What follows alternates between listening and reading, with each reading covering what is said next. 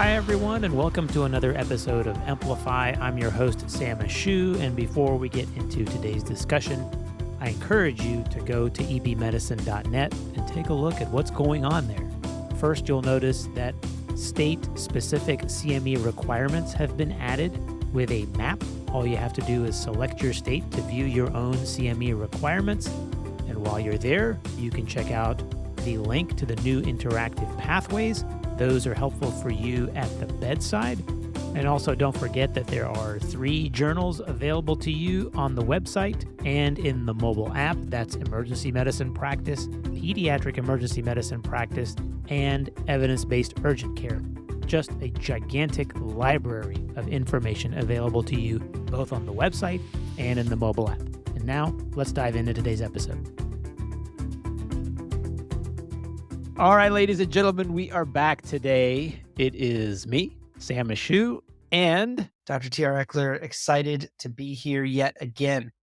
Today we are talking about the June 2023 article in Emergency Medicine Practice titled Hypertensive Emergencies, Guidelines, and Best Practice Recommendations, authored by Dr. Davis, Dr. Hughes, Dr. Punn, and Dr. Goldstein, 4 authors who did an outstanding job compiling all of the diagnoses that are encompassed under that blanket of hypertensive emergencies. Another one of those large volumes that touches on so many critical things that here we are talking about it in our podcast. But I would tell you this issue is just so timely to what the practice is like right now, because I find that people are having more trouble getting with their primaries. They're stretching their blood pressure meds a little bit longer. And just this week, I've seen multiple patients with maybe a little bit symptomatic hypertension. I saw a seizure patient that had just given birth, and there was a question of, is this pre-eclampsia? Is this an eclamptic seizure? Is it not? And then Right. at least once a day, I see somebody that is real hypertensive and got that fluid in their lungs. And I'm trying to figure out, is this just their heart? Is it something else? And I thought that this addressed all of those patients perfectly. Not to mention the once a day visit for the patient who went to a specialist office like neurology or something and was noted to be hypertensive but have no symptoms and was told, you must go to the emergency department right now. I like the ones where they have papilledema and they show up in the emergency room or emergently because they have papilledema on an outpatient eye exam. And they're like, I feel pretty good.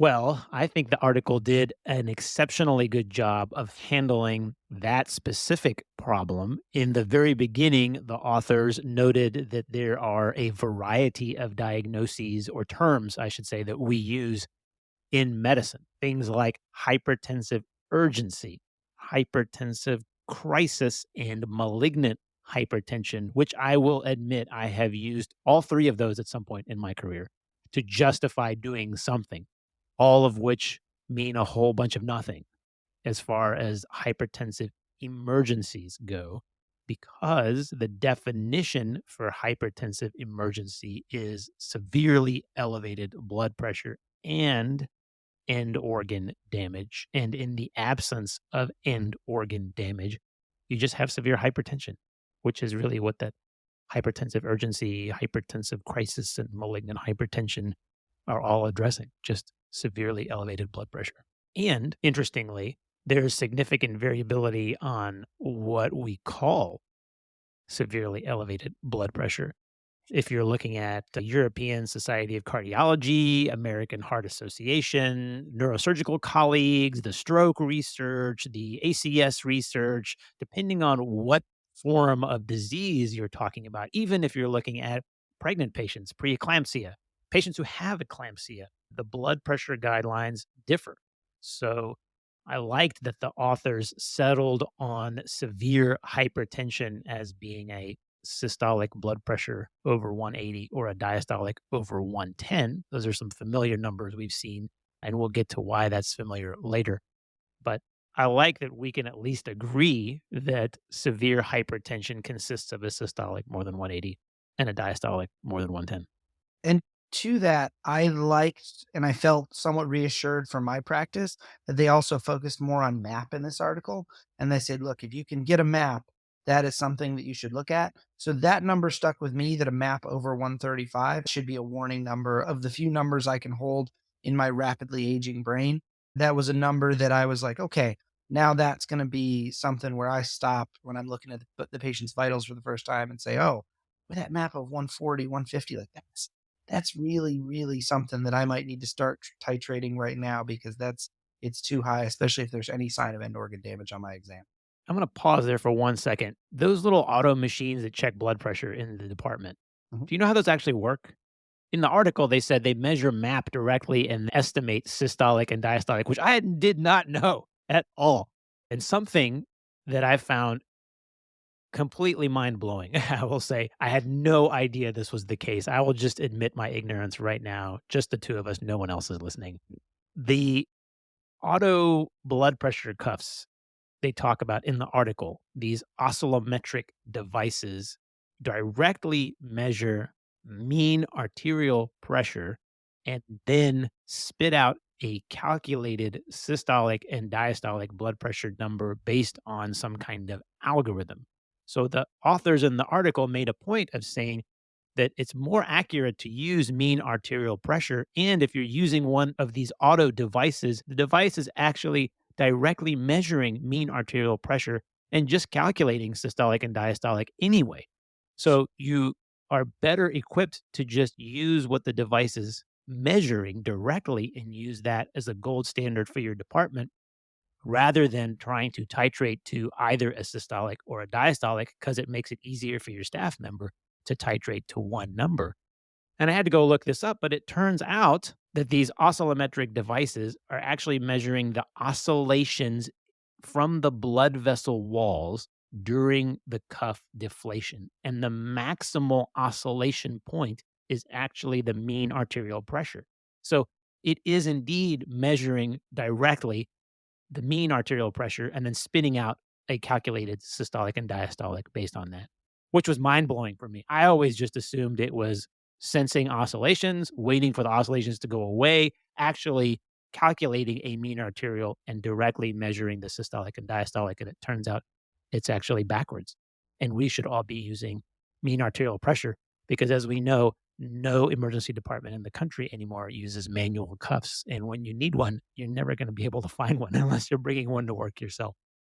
Yeah, I think this highlighted for me just how much the more you know about the tools that you have and the more you know about how they work, the better you can use them. And that goes for blood pressure cuffs, pulse oxygen, just about anything we do. And it always Absolutely. makes me feel better about ignoring the respirations on the monitor, because that just all depends on where the patient's leads are on their chest. So true. So true. All right. So you were saying map of 135, and I was saying systolic and diastolic 180 over 110. That's what the authors are using as the definition for severe hypertension. Once again, they did a complete literature search, and I always love to throw these out because I'm a numbers guy. But they did a search which yielded 5,180 articles that they screened for a total of only 122 quality articles that were included in the review. And of those, they filtered down society guidelines, published evidence, randomized controlled trials, and filled this article full of information for each of the hypertensive emergencies, things that include acute coronary syndrome, that's the NSTEMI and STEMI, acute stroke, acute renal failure, pregnancy induced preeclampsia, aortic dissection, and all of those major end organ life threatening diseases that you get from severely elevated blood pressure. All of those things fall under acute hypertensive emergency. And it's interesting to note that that's more of a large blanket diagnosis. Most of the time, we see somebody with a hypertensive emergency, we're thinking they come in with a remarkably elevated blood pressure plus a symptom. And then we're trying to figure out which of these other diagnoses they actually have. Rarely is it going to be just a diagnosis of hypertensive emergency. It's actually going to be, oh, you have an intracranial hemorrhage. Oh, you're having an acute ischemic stroke. Oh, you're actually having an aortic dissection. So if you can get to one of those diagnoses, that's far more accurate. But if you're still looking and you haven't found a reason, but you find evidence for end organ damage, then the hypertensive emergency diagnosis applies. And that's the nomenclature part of it. I did like on page 4, table 1, which if you're gonna take away one table, right? I love it when somebody takes an entire chapter of evidence and summarizes it as one table. It is just it's like filet mignon inside this entire meal that is hypertensive emergencies defined by these authors.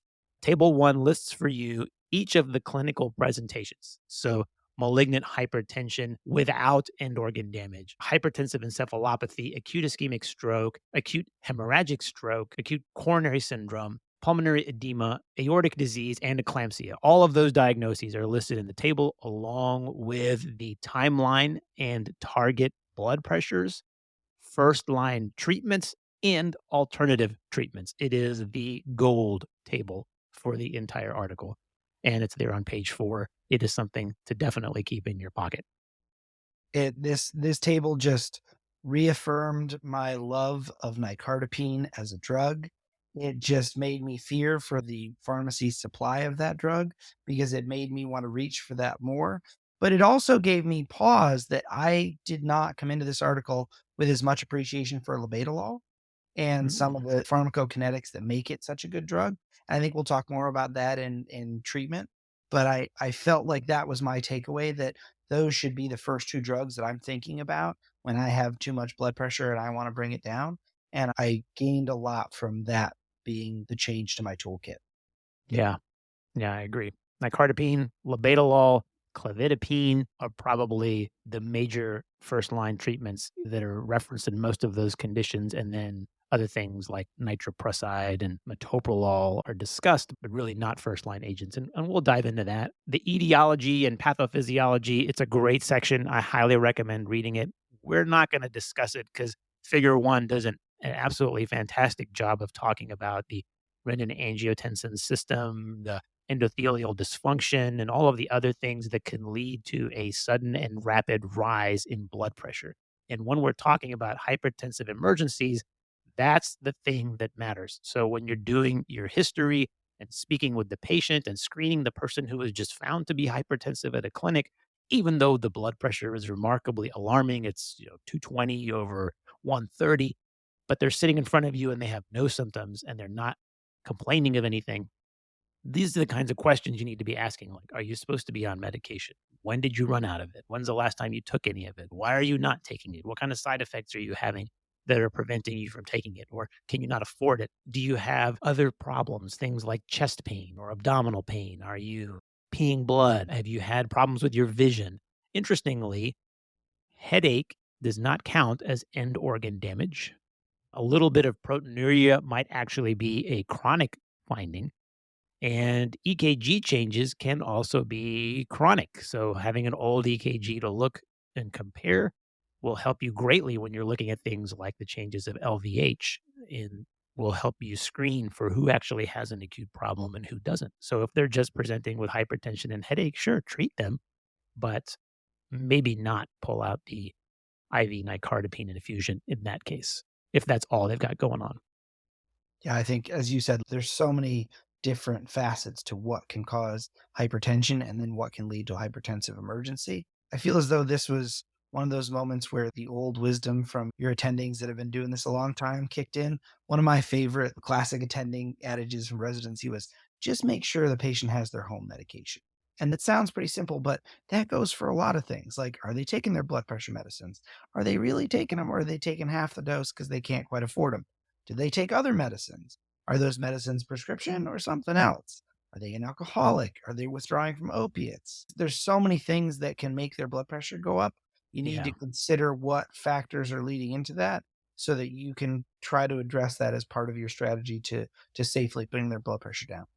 And just to complicate matters, when we talk about severely elevated blood pressure and the rate of change, knowing whether or not they have chronic hypertension makes a big difference in that conversation, because someone who is typically normotensive with a normal blood pressure coming in with a blood pressure of 180 to 190 may already have end organ damage, while someone who lives at 200 or 220 every day for the last 10 years could tolerate 230, 240, 250 and have no end organ damage. So it really does matter whether or not they have that chronic history and if this has been a very slow adjustment over time or if this was a rapid change. It's the rapid change scenario that we are most concerned about.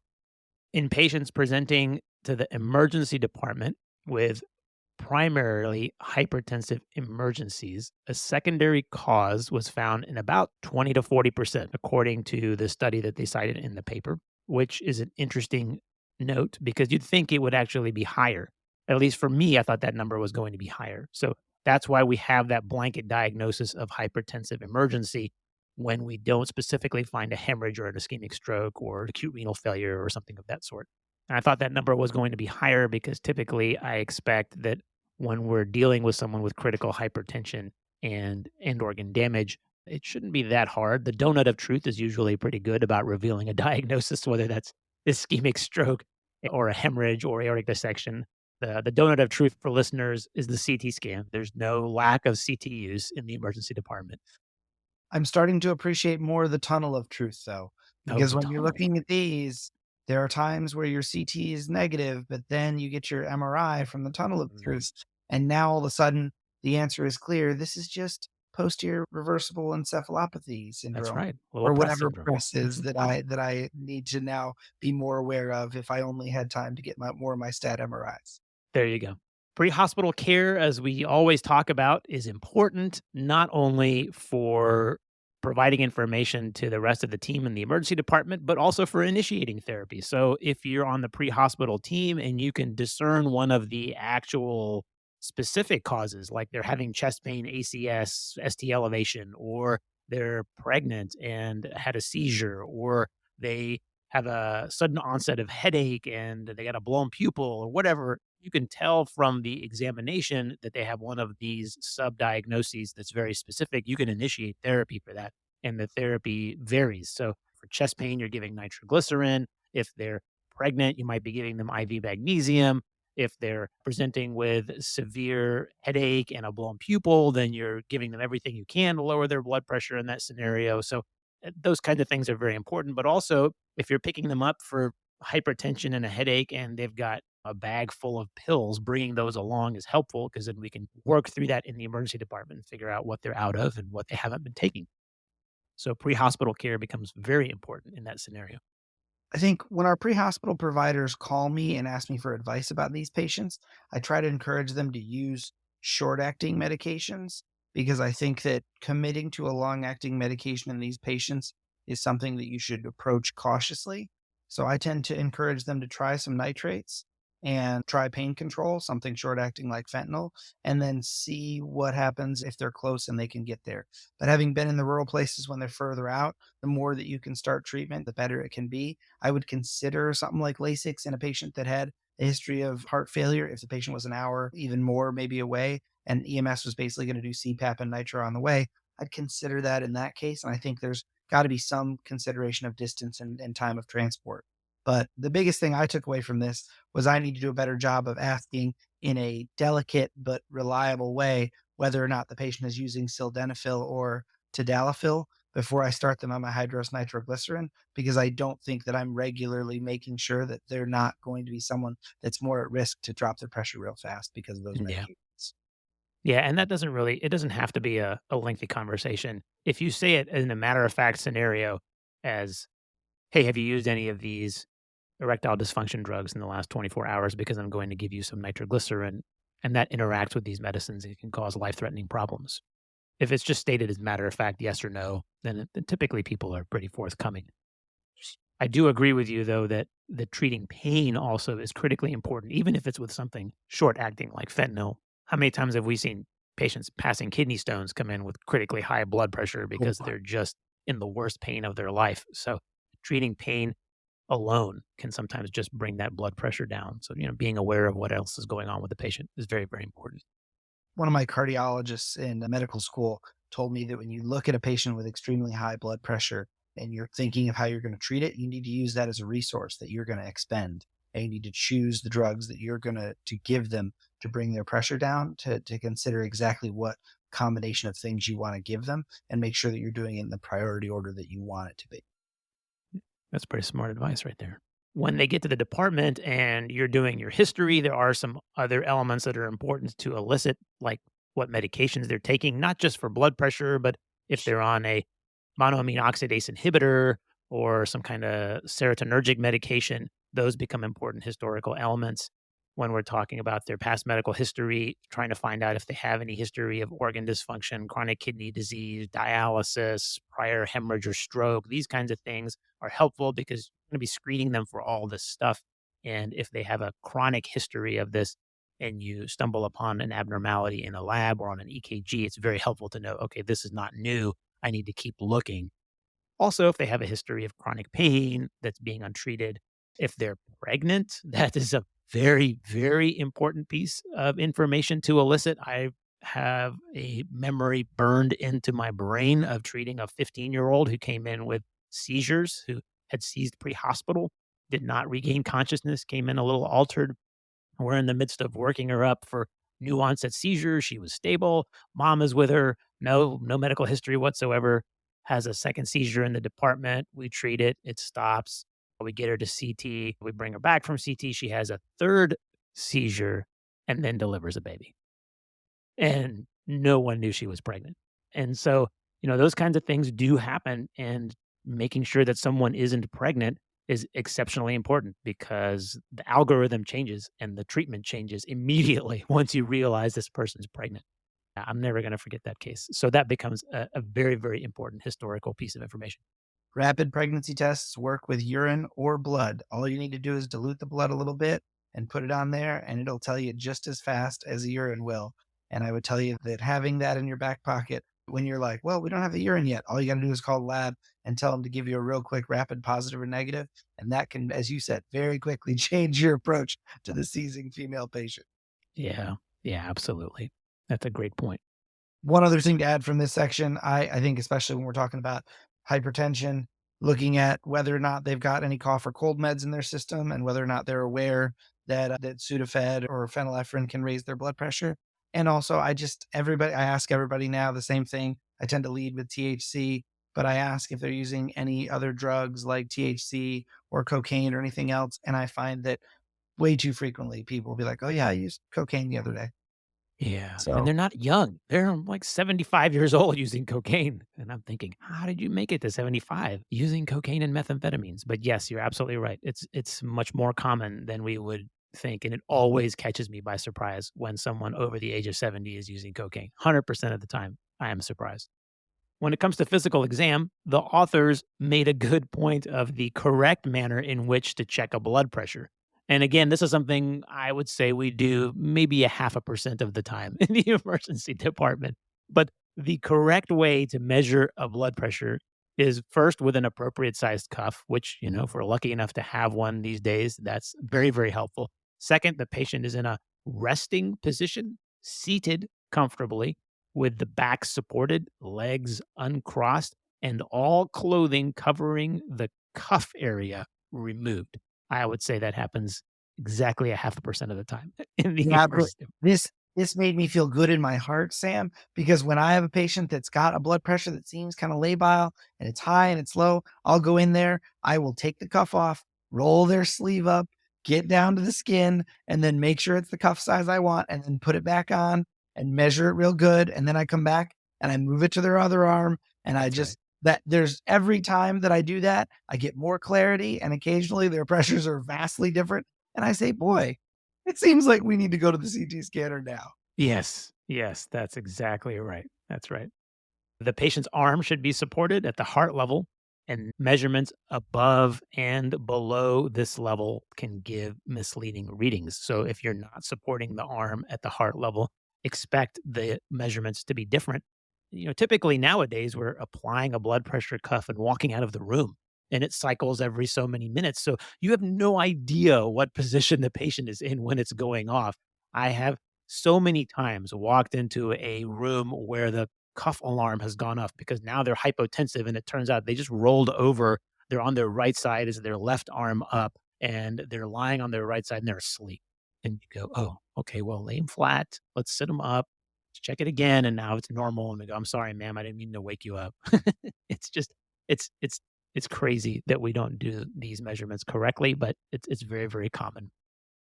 I think in our defense, I think there's a clinical gestalt of the people that are well and are happily chomping on a sandwich and look wonderful, and they're here for other complaints. But the patient where you're worried about their blood pressure, I think at a subconscious level at this point now in my career, if they've given me a couple of reliable readings, I walk in the room and I'm talking to them and I'm building that rapport. But then I'm putting the blood pressure cuff Yeah, on while we're still talking. And like you said, I'll cycle it and then make them hold still and make sure I get a good reading. And then I have a better sense walking out of the room of if this person's heading in the right direction or the wrong direction, or if I need to put my friend nicardipine to work. exactly right. Going hand in hand with that is just allowing the patient to sit quietly and rest and maybe getting multiple readings instead of just the one out in triage where it is the most uncomfortable after they've been sitting in the waiting room. So maybe taking them into a quiet place, letting them relax, and then rechecking the blood pressure in a few minutes. Sometimes that will make a significant difference.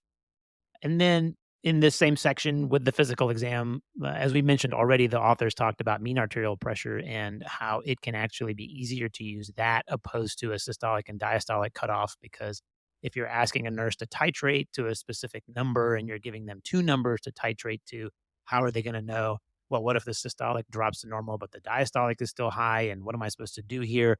Much easier to say we're using the map. And it turns out your auto cuff is measuring the map directly. When we talk about the common symptoms that you might encounter with a hypertensive emergency, the most common things are things like shortness of breath, chest pain, headache, maybe altered mental status or confusion, and then focal neurologic deficits. Those are all listed there in table 3. And the most common sequelae of hypertension induced end organ damage would be things like pulmonary edema or heart failure, ischemic stroke, acute coronary syndrome, hemorrhagic stroke, the aortic syndromes like aortic dissection. Those are a little bit more rare, maybe 2%. And then hypertensive encephalopathy, also a little bit more rare. So those are the kinds of diagnoses we're looking for when we're screening patients for hypertensive emergencies. I also think in these, there's a significant overlap with some of these things. I felt like when I was in residency, there was this sense as a resident that you had to decide was it heart failure or was it COPD? And there's a lot of overlap with these diseases. So there's nothing wrong with giving a little steroid, giving a little breathing treatment, and starting a little bit of nitro or trying to diurese the patient. And also, as I got into yesterday with a patient, I had a patient with chest pain and neuro symptoms. Then I thought maybe this is a dissection. I still Yeah. called stroke alert and the neurosurgery team was like, "But if you think it's a dissection, why does it need a stroke alert?" And I said, "What if it's not a dissection? then then I might have to just worry about just a stroke." And they said, "Oh, that's a good point." That reminds me of the stroke alert patient I saw who had an intracranial hemorrhage. Mhm. And then the neurosurgeon called me and said, well, I'm going to admit this patient because they have an intracranial hemorrhage. However, But when they had their CT angiography, the patient also has an aortic dissection. And I'm going to need your help to try and figure out what I'm supposed to do with that. And I went, oh, this is really, really bad news. Uh, esmolol, maybe nicardipine. yeah. I do one of these where I turn the phone over and I let the CT surgeon and the neurosurgeon talk to Oh, each other. goodness. Yeah, unfortunately, in that case, the CT surgeon came in, saw the patient, and she succumbed to her illness within about 24 hours, and there was no saving her. And it was the craziest thing because she was awake, talking with pretty minimal deficits from her intracranial hemorrhage, but now was being told she had this life-threatening diagnosis in her chest she was completely unaware of that was going to lead to her death very, very quickly. And it was one of those scenarios where would you rather just be dead and gone, or would you rather know, hey, you've got maybe 15, 16 hours and then you're going to be gone. So if you need to make some calls, now is the time. It was just, oh, I still get chills thinking about that case. It was terrible. But back to physical exam. When we're talking about physical examination, the authors did mention the retinal changes, fundoscopic examinations, and made a very interesting point that there's currently no guidelines or significant evidence to suggest whether all patients who are being evaluated for hypertensive emergency should get a fundoscopic examination. So, really, the determination or the decision to proceed with such an examination is provider dependent. And then once you do see something, then you've gotta figure out, okay, is this an acute problem? And Is it because of their hypertension, or is this a chronic longstanding problem as a result of chronic longstanding hypertension? Is it actually an emergency from a sudden change? And sometimes that can be challenging. I think on this perspective, I think if they have any ocular symptoms, I'm trying to make sure that they're gonna get a follow-up because of just the need to manage diabetic retinopathy, hypertensive retinopathy, and I think that that's something that can usually wait a couple of days, but if this is someone that's either just gonna get observed and then going home in a day or 2, I'm trying to make sure that that's gonna happen for them and making sure that they're aware they need to follow up for an eye exam. But I think more importantly, I am excited that at some point in our careers, there is going to be a camera for my iPhone that I can hold up to the patient's eye in the darkness, and it will take a picture in high definition of the back of their eye for me by tracking their retina and doing some wonderful computer stuff. And I will be able to look at my phone, know exactly what the back of their eye looks like, text a picture to ophthalmology, and everyone will be so excited about Wow, pictures that I have. Because right now, trying to get a picture through the not dark emergency room ophthalmoscope is an amusing prospect at best.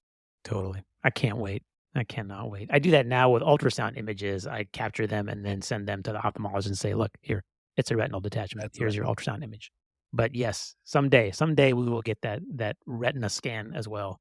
I've seen prototypes of these things and some of Mhm. like the stuff that's there, and I feel that that's coming, and I'm honestly excited for it because the leap that needs to be made of how to get that to focus and the lens you need to use, it's just a matter of getting the cost down. It would be a really great thing to then say, "Hey, here's the name of the patient, here's their picture, set them up for follow-up in a day or 2." That's right. And That's right. there It is literally all about optics in this scenario. When it comes to diagnostic studies, so now we've done our history and our examination, and we're still worried they've got some kind of hypertensive emergency, and we're ready to move on to diagnostics. The patients who present with a blood pressure over that 180 over 110 cutoff without signs and symptoms of a possible hypertensive emergency should not, according to the authors, be subjected to routine diagnostics. So if they have no symptoms, you don't need a CT. You don't need to make them sit around for 4 hours to give a urine sample that you're going to lose and accidentally send to the wrong department in the tube system. And you don't need to stick them for blood because they have no symptoms. All you have to do is ensure they have adequate follow up. And if they're out of some medication, you can certainly refill it and maybe even give them a dose if they are not going to be able to get to the pharmacy till tomorrow. But you don't have to subject them to anything else. According to the authors, it is well documented that evaluating for end organ damage in asymptomatic patients does not change ED management, nor does it improve outcomes, the part that we care the most about.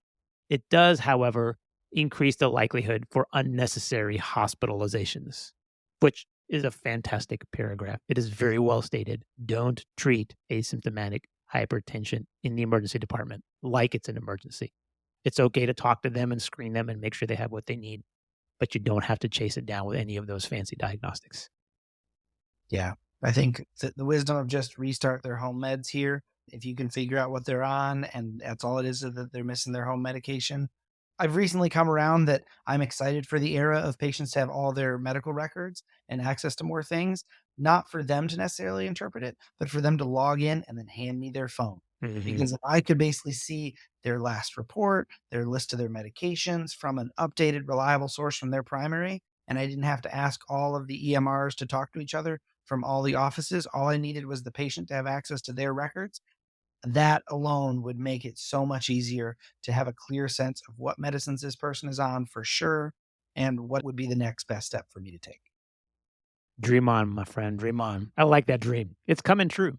Patients have access to their portals and they've been showing records on their devices recently. That's very helpful. Help me help you, patients. Get That's right. your records and then just hand them to me. I'll That's take it. right. When it comes to labs, the authors recommended some things that seem pretty common sense. So, basic chemistry panel, you're looking for creatinine, urinalysis, microscopy, you're looking for changes there that can show you glomerular filtration rate problems like proteinuria, red blood cells in the urine, cellular casts, a complete blood cell count like a CBC. I mean, these again seem very, very obvious, but you're looking for critical anemias, thrombocytopenia, anything indicative of a microangiopathic hemolytic process, a lactate dehydrogenase level, and a haptoglobin. Now, when's the last time you ordered these? in your hypertensive emergency patient? I was gonna say COVID, we were doing LDHs during COVID, but I found this though I like to reach the point in the article where I'm like, "Ah, they lost me." This was the point where I was like, now if it was a patient with hemolysis and it was really bad hemolysis, I'm gonna talk to Hem-Onc and say, "Hey, is there any other labs you want me to get started? It's late. The patient's gonna be here overnight. Is there anything else that's gonna help you tomorrow?" But I can't tell you that's the regular thing that I'm ordering. Yeah. I do find that in the sake of clear communication, I tend to always tell nurses my doses for medications in single digits. Like I want 1.5 of insulin, not 5.0, because 50 and 15 sound similar. I always ask for a BNP or a BMP as a B Mary P or a B Nancy P, because I find that then they know that the letter that I'm talking about and are more likely to make sure that they've got the right labs. No, that's an excellent point. And to the author's credit, the lactate dehydrogenase level and the haptoglobin level are mentioned specifically for people who are you're trying to determine the degree of hemolysis. So, if their hemoglobin is normal, you don't need to order those tests. You just got to remember to go back and add them if you're not going to order them up front. I like their aspiration for the dream emergency room where we have the time to do all the things and everything is just the bow is tied up perfectly. I like it. I like it. Point of care glucose testing, especially if they have altered mental status or a possible stroke. Troponin is important if you're entertaining acute coronary syndrome as a possibility. Just keep in mind that high sensitivity troponins are often elevated for multiple other reasons, and that if you're going to order one, it's very helpful to know what their baseline one is or was before. It's also important to know that patients with elevated high sensitivity troponins do have a higher risk of mortality, independent of other clinically relevant variables. So there is a prognostication from having a high troponin, and that's important, but it may not give you the hypertensive emergency diagnosis you're looking for. EKG in the grand scheme of things is also important because we have to rule out acute MI and acute coronary syndrome. Again, just keep in mind people with chronic long-standing high blood pressure have things like LVH, which you're going to see on your EKG. So it's not going to be normal, but you're looking for the emergency part of it, things that suggest ischemia, and then imaging studies. And these are going to run the gamut depending on what you're looking for. A chest x-ray, if they're having shortness of breath or chest discomfort, you're looking for pulmonary edema, cardiomegaly, those kinds of things. Point of care ultrasound, if you're comfortable doing that, you can get a good look around the heart at the pericardium. You can even pick up an aortic dissection if you're exceptionally good at your skills. I would say that's not the majority of point of care ultrasound users today, but certainly you can get a suggestion that there's something going on there. One of our colleagues actually in the emergency department told me about a case she had where she did a point of care ultrasound on somebody she was a little concerned about and saw something unusual in the aorta, which led to a CTA and a diagnosis of dissection. So I was very proud of her. Actually, that was a really, really difficult pickup, but she did exceptionally well. CT imaging of the brain is important. You're starting with the non contrast, just like we do routinely. You're looking for the hemorrhage, but then you're going to go to more advanced imaging to look for things like ischemic stroke, large vessel occlusion. And then there is a discussion in the article there on page 11 about the sensitivity of CT to pick up hemorrhage within the first 6 hours. And it's exceptionally good. We're looking at 99.9% if you're looking for hemorrhage within the first 6 hour window. Beyond that, it's a little less sensitive, and you can have that conversation with the patient about lumbar puncture, whether or not to perform it, whether you're going to follow up with a CTA. That's kind of a little bit beyond the scope of our discussion today. But it's mentioned there on page 11. It's a good discussion. There's also some pictures. Figures 5 and figure 6 show what a typical CT scan of someone with intracranial hemorrhage will look like, some of the images there, and what some of the MRI findings of someone with vasogenic edema look like when they have Press syndrome. That's the posterior reversible encephalopathy syndrome, which can be present actually with or without hypertension, frustratingly. And so it can be a challenging diagnosis to make, but MRI is the gold standard for identifying that. You're not going to see that on CT. One brief point I wanted to make in the case just in defense of ultrasound, I think that a lot of times there's so many things you can do with an ultrasound right now when you're looking at these patients. You start getting into, are you doing an echo at the bedside? Are you really looking at their EF? Are you looking at this? I find for these dyspneic patients, I just try to keep it simple. I want to pop the probe on their chest. Do they have B lines or not? Because there's sometimes where I can't decide if is it more respiratory or is it more cardiac? And if there's B lines, I feel much better about going more the direction of treating their pulmonary edema. And then if there's fluid around their heart or if their EF is really down, that's really going to change how I'm going to approach their blood pressure and the things I'm going to use to control it. I find that 30 seconds you can manage that in, that can make big differences. And I think there's a lot of value there that we need to start getting closer to as these ultrasound devices get smaller and smaller. Yeah, I agree. That kind of focused use, answering a specific question that's going to give you the most bang for the buck, that's a perfect place for ultrasound use. You can also use ultrasound for papilledema, measuring that optic nerve sheath diameter when you do your ocular examinations as a surrogate for increased intracranial pressure and cerebral edema. That can certainly be performed as well. So if that's something you're entertaining and there's going to be some delay in obtaining your imaging, absolutely you could do that. It's not a replacement for the imaging, but it can give you an early heads up for sure that that's what you're dealing with. I think that would push me over the top if I was really on the fence and there was that patient that was altered and I couldn't put a pin on it. And the only thing I found was that their optic nerve was distended and I was concerned that their pressure was real high. And I think I'd be more interested in doing that LP sooner, even in the emergency part. Absolutely. And then when it comes to treatment, these are all very diagnosis specific. So we start with heart failure, decompensated heart failure. And again, you're going down your ABC. So first thing you're going to do is support their breathing, whether that's with some kind of non-invasive positive pressure ventilation or just supplementary oxygen. You got to make sure they're breathing okay. There is a good discussion about diuretics and the dosing for diuretics. So there is evidence from a large multi-center prospective registry called the Reality AHF registry that demonstrated that patients who got doses of IV furosemide within the first hour of arrival had a threefold lower in-hospital mortality than those who received it later than that. But there were some significant baseline differences, and there's a great discussion in that article about how applicable that really is to a real world setting in an emergency department because of some of the limitations of the study. So, early diuretic use, we think, is beneficial if you have it. And if you think about it, you should be giving it.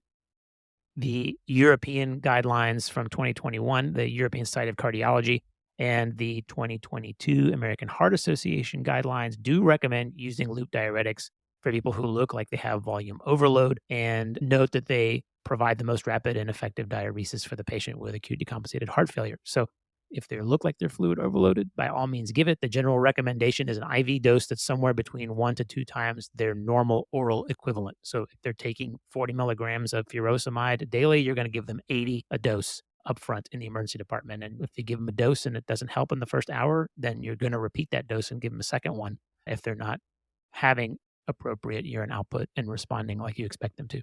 The way I think about these patients is I think that diuretics help them, but I think that when you first meet them, usually their pressure's through the roof, they're sweating, they're really struggling to breathe. And I love high dose nitrites for this. And then I love BiPAP for this. And Yeah, once absolutely. you get that under control, and this is what I'll tell the paramedics when they're like, well, I want to give Lasix in the field. I say, get them here. Let's get them cooled off. And then when I get them basically calmed down, their pressure drops. You can see the sweat dries, their breathing slows down, they're more comfortable. I believe at that point they're actually perfusing their kidneys. And then after, say, 30 minutes, 40 minutes, not an hour, but somewhere in that early quick window, once they're better, then I like to give the diuretic because I think that's when it's actually going to do the most benefit and probably the least amount of harm. Fair enough. The next section actually is vasodilator therapy, and there have been multiple large systematic reviews and randomized controlled trials that the authors cited demonstrating that vasodilators are safe and effective in lowering blood pressure in acute decompensated heart failure. Interestingly enough, they have failed to show any kind of consistent improvement in short or long-term survival, but we know they work just from real world evidence. High dose nitroglycerin intravenously is a first line agent. And when we talk about high dose, we're talking about an IV bolus and then an infusion. 600 micrograms to 4 milligrams can be administered over several minutes, followed by then an infusion. So that's your bolus up front. There's 600 mics to 4 milligrams. Now, your sublingual nitroglycerin, that zero point 0.4 milligram dose that you're giving, is 400 micrograms. So that's a 400 mic bolus they're getting under their tongue in the ambulance before they even come to you. So if you're starting your infusion without giving a bolus and you're starting it at something like 20 to 40 mics, you're not even giving them a tenth of what they got under their tongue in the ambulance. So keep that in perspective. we are looking at large boluses up front along with an infusion, and the infusion starts anywhere from 50 to 100 micrograms per minute and then is titrated very quickly to achieve what you need as far as a clinical response from the patient. And you've heard some of our critical care colleagues speak about this, where they're in the room, they're standing there with the patient, and they're waiting for the response. And the nurse and the doctor are going, "Where are we at? 100 mics. Okay, go to 140. Okay, go to 180. Okay, go to 200. All right, go to 220. All right, go to 300." And you're just, every few minutes, you're just escalating up and up and up and up until you finally start to see that blood pressure coming down and that breathing pattern easing on the BiPAP. And then you're going, okay, now we're getting to the place where things are a little bit more controlled. So let's hold here for a second. We've achieved that golden 20%, 15% reduction in systolic blood pressure. Let's wait and give it a little bit more time before we titrate up anymore. So I'll be honest, I go the other direction. When I walk into these patients and they've really got a giant blood pressure, like 240 over 140, and they're sweating, I'm going to put them on the BiPAP, which is going to decrease their pressure a little bit because For it's going sure. to decrease their preload. So you have to always keep that in mind and watch and as you adjust the BiPAP to see if how much that affects their pressure. But I'll always ask the nurses, how high will you let me start the nitro drip? And I just love the variation in that answer. I love kind of the variation between hospitals of what the pumps are set at and what you're allowed to What's go the up. highest answer you gotten? I mean, there's pumps that'll let you go to 400, 500. Like you can start at Mm, 400 or 500. I think ours in our current shop are set at about 200. And yep. I think one of our partners is trying to lobby to get it pushed up a little higher. But I like to start, like you said, if you're giving them sublingual, they're getting 400 mics every 5 minutes. They're getting a Mm, drip of about 80 if you're really timing it out at that. So I always tell residents if you're not starting higher than 80, you're not even doing any better than the sublingual. So I like to start as high as I can. And then just like you said, then I sit there and I say, okay, where am I at now? Where am I at now? And then once you cool them off, then you titrate rapidly down and then you're going to your diuretic. And then you've basically made it so much better. We used to call this the 5 a.m. special in New York because in residency, these patients would always come in at 5 in the morning and you'd have to sign out at like sometime between 6 and 7.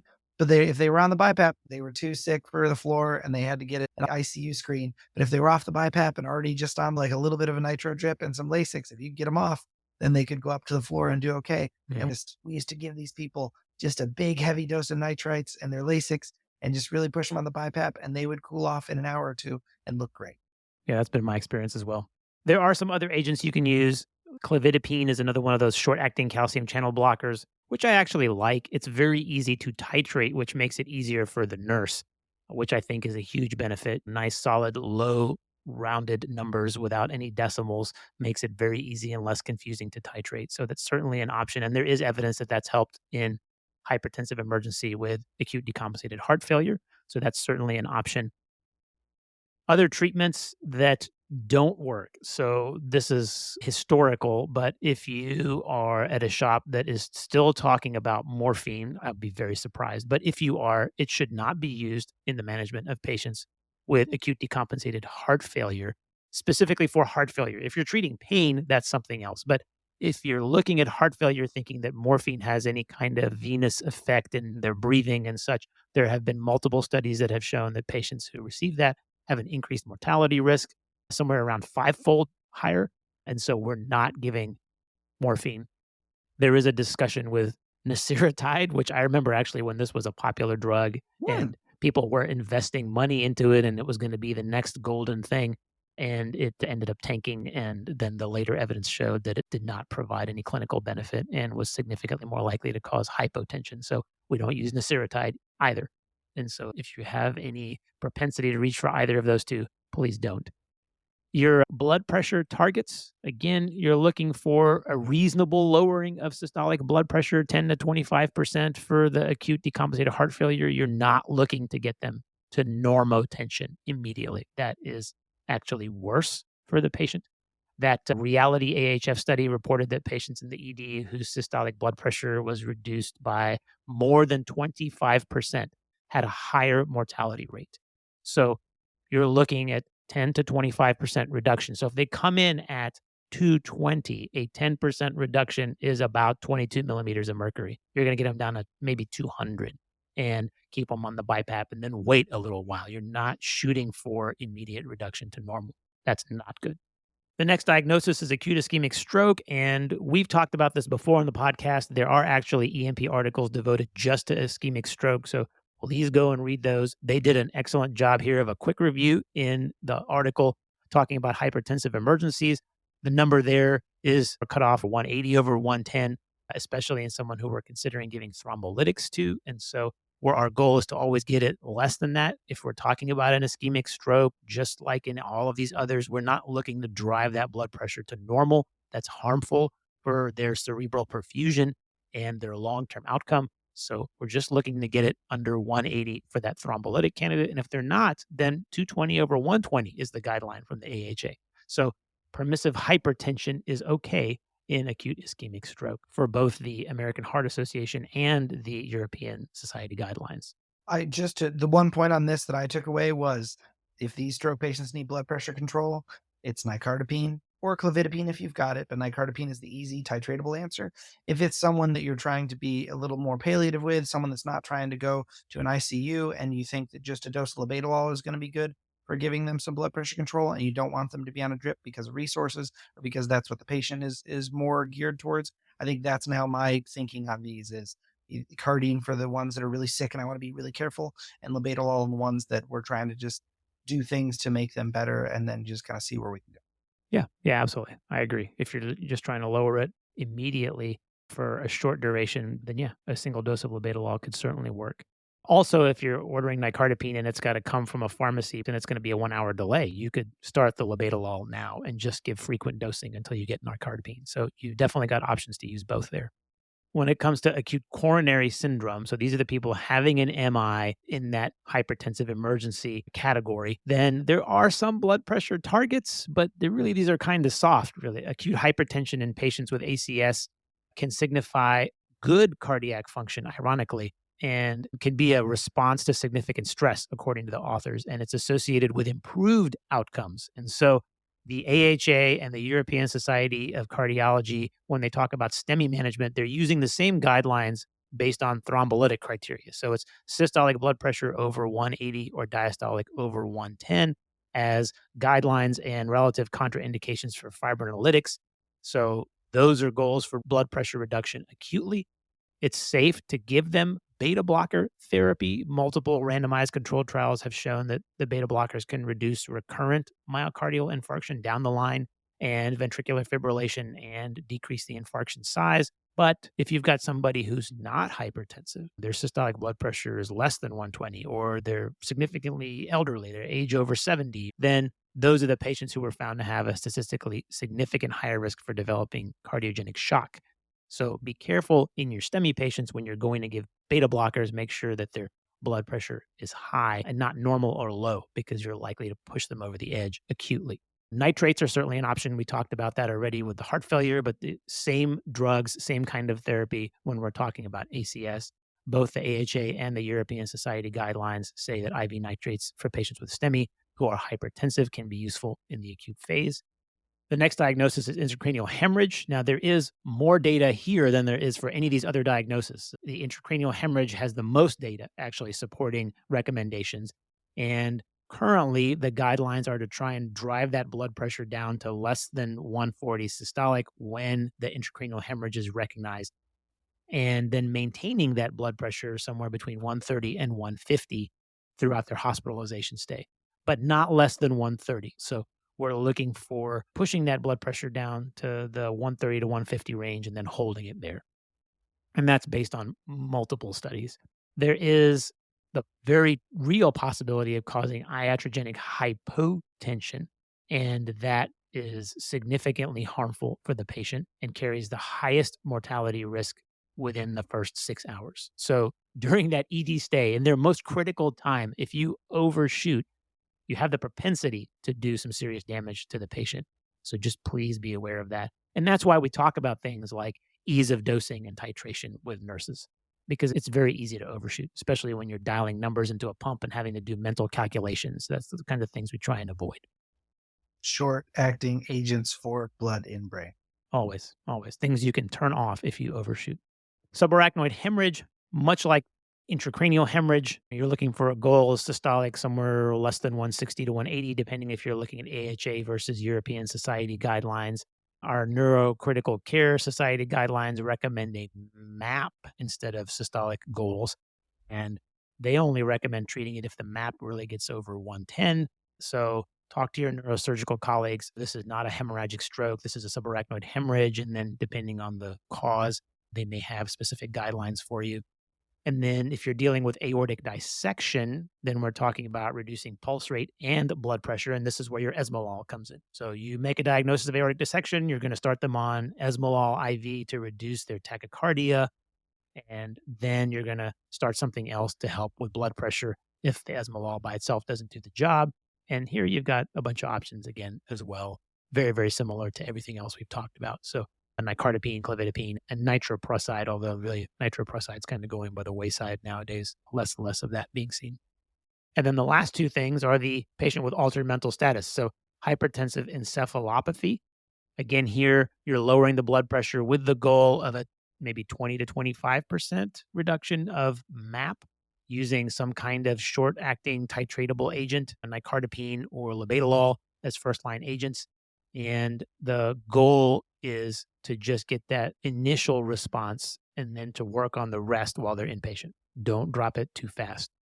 Press syndrome is a specific kind of encephalopathy diagnosed usually by MRI and can be seen in hypertensive encephalopathy. But you got to be careful because it turns out that the presence of Press syndrome is not always attributable to the patient's blood pressure, which can be quite frustrating.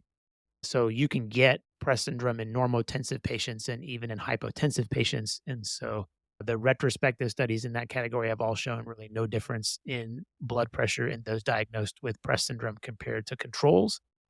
And additional steps you can take to identify causes for patients with Press syndrome become very helpful because immunosuppressive therapy can do it, cytotoxic drugs can do it, autoimmune disorders can do it, renal failure can do it. Those are the things that make someone more likely to have Press syndrome. It may not actually be their blood pressure causing it. And then the last category, the pregnant patient. So again, there's separate articles devoted to this population alone, but the American College of Obstetrics and Gynecology has specific guidelines for blood pressure management. These are tighter controls than you would see for things like stroke and thrombolytic therapy. So blood pressure 160 over 110 or higher, confirmed by repeat within 15 minutes is enough to make that diagnosis in the setting of someone with pregnancy and symptoms. So if their blood pressure is 140 over 90 and they have accompanying thrombocytopenia, impaired liver function, renal insufficiency, pulmonary edema, new onset headache, visual disturbances, all of those things count as well. That's nicely detailed for us on page 15 there and should be strongly suggestive of preeclampsia. And then in that case, you're not just giving medication for blood pressure like hydralazine and labetalol, you're also starting the magnesium for seizure prophylaxis. 1 gram every 5 minutes, 4 to 6 grams. I always like to just reassure the nurses because when you're given that order, you got to be sure about it because they're like, I'm sorry, 6 grams of 6 magnesium? grams. And That's you're right. like, yep. Well, OB usually starts with four. They're like four Yeah. within 30 minutes. So like, Mhm. and it's 4 to 6 within 15 to 30. And I think that's one every 5 minutes for that first 20 minutes and then see where you're at. Yeah, it's a 4 to 6 gram loading dose over the first 20 to 30 minutes, and then an infusion of 1 to 2 grams an hour. And these people can get hypotonia, reduced tendon reflexes, and require respiratory status monitoring and frequent exams and measurements of their urine output. So they're critically sick patients, but that magnesium dose can be quite alarming to nurses who don't work in obstetrics. There's a good discussion there about acute renal failure. And again, you have to know their baseline and what their history was. But yes, patients who have acute renal failure can certainly come in hypertensive crisis, and the same guidelines recommend the same medications. And so the same short acting medicines for rapid blood pressure control. And again, you're looking to reduce that by maybe 25% upfront. So you're not going to drive them down to normal. And then there's a good discussion of oral versus IV medications. So if you're treating hypertensive emergency, it is better for you to get rapid control of the patient with some kind of short acting titratable medication than to give them oral meds because the oral meds aren't titratable. And we can't control absorption as well. We don't know when it's all going to kick in. We end up stacking the medicines because the first one didn't work. And then by the time the first one's kicking in, the second one's already in their system. And now we've driven the blood pressure down too low. It just gets to be a very frustrating experience. Arterial lines, you do those very often? It was just not something that was done in my residency, but so often we were looking at radial arterial lines, and I'm now finding that for the critically ill patient, I've reconsidered my approach to those, and the femoral arterial line is something that I am more apt to use, and especially in someone that's critically ill or I really need to know where their blood pressure is, I'm much quicker to drop those now than I was in even a year or 2 ago. It's really changed for me since I've seen them pop up and get used for our trauma patients. I've had several of these scenarios where the patient's BMI was too high and we're measuring blood pressures in a calf or a forearm. And I didn't know how reliable that was at all. And I agree, the femoral approach is certainly an option. The arterial lines do have some significant problems like pain, obviously, but there's no specific evidence that says that the procedure is beneficial or necessary. But again, if you're having difficulty with your auto blood pressure cuff or your non arterial measurements, then yeah, absolutely. This is a tool in your arsenal that you can use.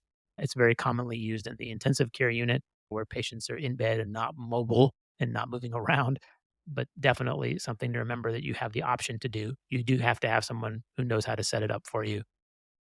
One of our partners described this to me the other day. If you've got a sick patient, like you said, someone that's obese or someone that's a terrible access, and you're already putting in your sterile femoral central line just so you have access and you have multiple places to put drugs, instead of now thinking about it as like, oh, I need to gown and glove and do, you're already sterile and you're already in the groin, then you can basically just drop the femoral line for your arterial line as well while you're right there after you finish with the central line. And given that that adds maybe 5, maybe 10 minutes if it's difficult and slow, that seems like a pretty high yield use and a quick add on to make that an even more stable patient when they get upstairs. Yeah, now you can dialyze them from there too. I mean, draw out of the arterial, put it back in the venous, and stick them on the dialysis machine. Start some ECMO. I mean, come on, Got think of the possibilities. you've got your AV access, like now there's a lot you can do. Well, Absolutely, I think it's always that question of which patient is that best fit to, and I think that's a great decision for the clinician at the bedside. yeah. And then, of course, no discussion about high blood pressure and medication would be complete if we didn't mention beta blockers and cocaine induced hypertension. So, this was the mantra that was taught to me in residency and mantra that I still hear that the use of beta blockers in patients with cocaine and severe hypertension is contraindicated. The authors nicely say that it's controversial, that there's medical folklore teaching that there's a theoretical risk for unopposed alpha adrenergic stimulation when using beta blockers in conjunction with cocaine use, leading to unopposed vasoconstriction. The way they state it is the belief is founded on a small number of studies and case reports that have not been replicated and were based mostly on adverse patient reported events with very few statistically relevant data. And to date, the only statement that can really be made is that unopposed alpha stimulation after beta blockade in cocaine toxicity is inconsistent, unpredictable, and a rare phenomenon.